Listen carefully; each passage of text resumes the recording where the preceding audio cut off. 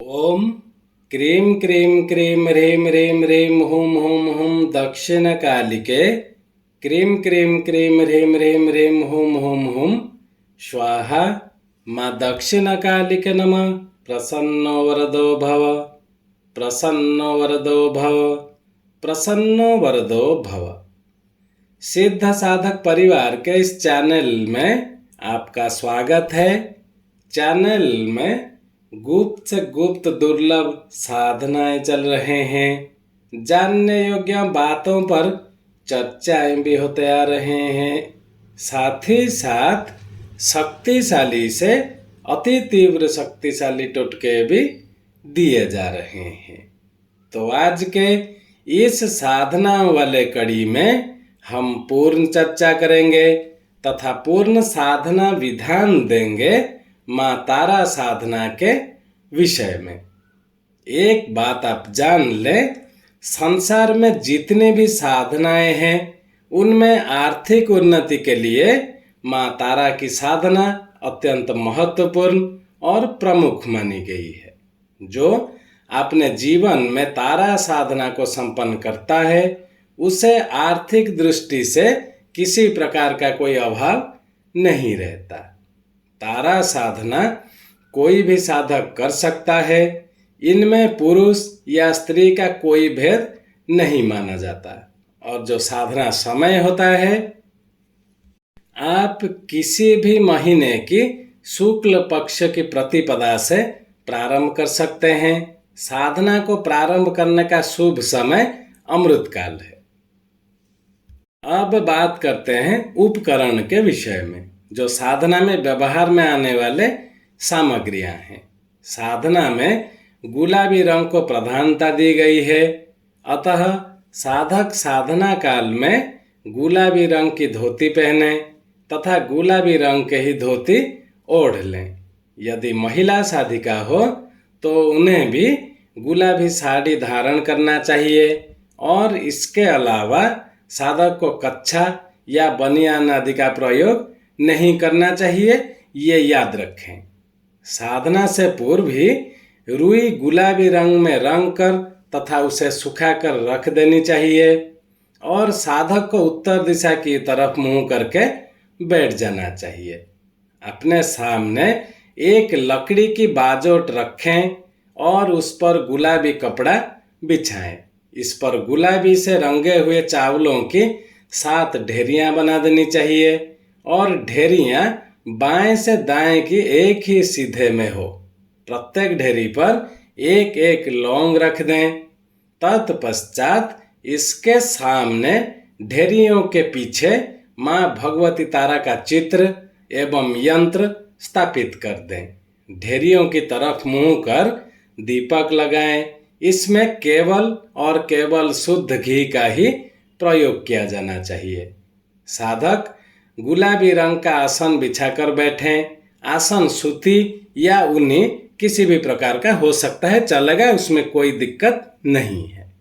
अब करना क्या है, साधना विधि के विषय में बता रहे हैं। सर्वप्रथम साधक अपने गुरु के चित्र या उनकी मूर्ति की पूजा करें और उनसे प्रार्थना करें कि साधना में सफलता अवश्य प्राप्त हो।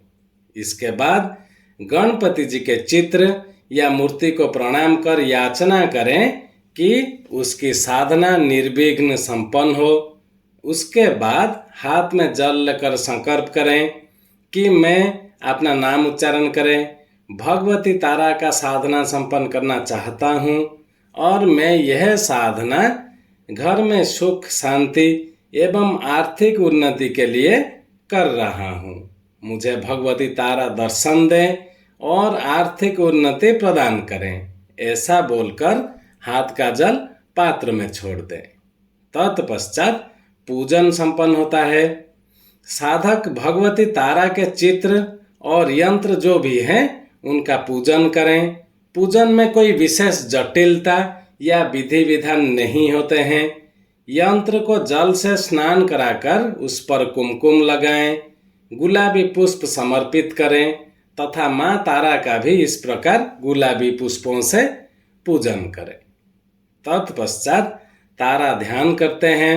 सर्वप्रथम माँ तारा को दोनों हाथ से प्रणाम कर जो उनका स्वरूप होता है उस स्वरूप का ध्यान करें, अर्थात ऐसा मन में लाएं माँ तारा महाविद्या है जो नर मुंडों को धारण किए हुए हैं, जिन्होंने सर पर नर मुंडों का ताज पहना हुआ है, उनके 4 हाथ हैं, कलाई पर सर्प लपेटे हुए हैं और वे दरिद्रता रूपी शत्रु पर पांव रखकर खड़ी हैं।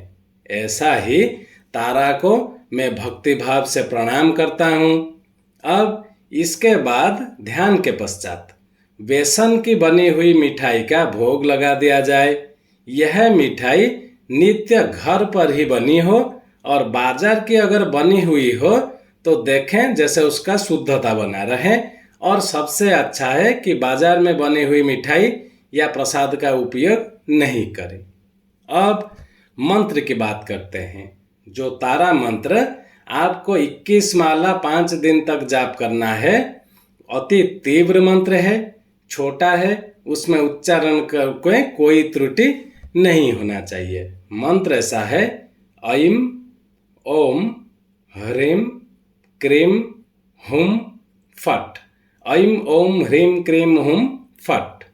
अब इसी जो मंत्र दिए, इसी मंत्र को तारा माला से जो पूर्ण चैतन्य और तारा मंत्रों से प्राण प्रतिष्ठित हो, उसी तारा माला से नित्य 21 माला मंत्र जाप 5 दिन तक करें तो निश्चित ही आपका आर्थिक उन्नति होने लगता ही है, इसमें कोई संशय का स्थान नहीं है। और पूर्ण सिद्धि के लिए 1.25 लाख मंत्र केवल 11 दिनों में ही करने का विधान है। यह मंत्र याद रखें, अपने आप में चैतन्य और प्राणदायक है। साधक को निरंतर इस मंत्र का जाप करते रहना चाहिए और मंत्र जाप करते समय दीपक बुझे नहीं, दीपक जलते रहना चाहिए। और साधना काल में कुछ नियम है, उस नियम का ध्यान रखें। साधना दिन या रात्रि कभी भी संपन्न किया जा सकता है। नित्य 21 माला मंत्र जाप 5 दिनों तक करें। यह साधना पुरुष या स्त्री कोई भी कर सकता है। और जब तक आप साधना करेंगे उसी समय से लेकर साधना के अंत तक आप स्त्री संग या किसी भी व्यसन से सर्वदा दूर रहें। 5 दिन कुंड में अग्नि जलाकर तारा मंत्रों से 21 आहुतियाँ दें और ये आहुतियाँ देसी घी से ही देना है। और आखिरी में यंत्र एवं चित्र को पूजन स्थान में स्थापित कर दें एवं चावल की ढेरियाँ और लौंग को माला के साथ जल में विसर्जित कर दें।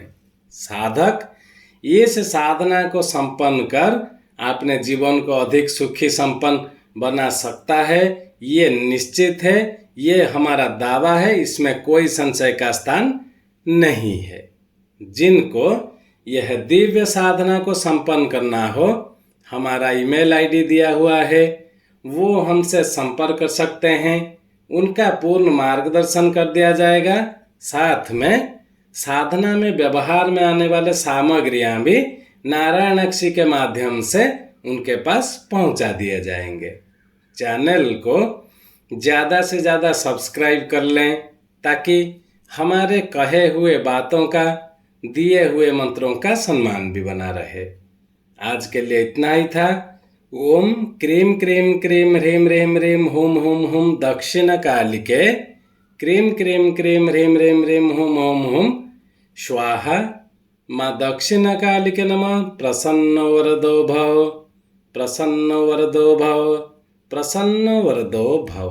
जय सिद्ध साधक परिवार।